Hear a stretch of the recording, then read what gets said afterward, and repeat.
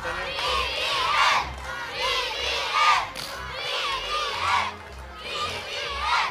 Oo, nakita ninyo, gagaling nito mga pala ko eh.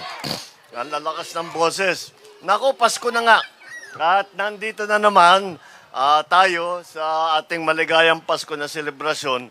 Alam naman natin, ang Pasko ay ang katunayan niyan ay talaga para sa mga bata. Kaya alam ko, naramdaman ko na kagad yung Pasko dahil andito na naman ang maiingay, ang malilikot at makukulit na mga bata na kumakanta ng malakas ng Christmas Carol. Yeah.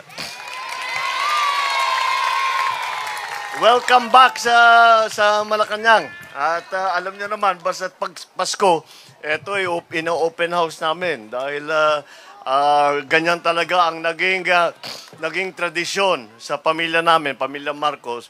Nung bata pa ako at dito pa kami nakatira, basta't Pasko, meron kaming handa para sa ating mga maliliit na naalagaan.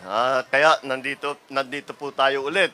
At alalahanin ninyo, etong ating pagsasaya dito ay hindi lamang dito sa palasyo, kundi sa iba't ibang lugar sa buong Pilipinas. At dahil kagaya nga ng sabi ko, ang Pasko naman ay para sa mga kabataan. Kaya tinitiyak natin na kahit sino at napadpad sa malalayo, sa kanilang pamilya, sa kanilang mga mahal sa buhay, ay kahit papano, ay meron din silang Pasko. Kaya maraming salamat lahat ng mga staff, lahat ng mga tumulong sa atin. Siyempre, led by DSWD ito. Pero kaya nga, hindi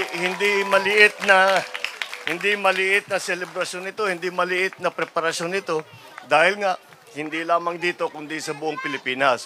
Kaya gawin natin na lahat. Nahirapan tayo itong nakaraang taon.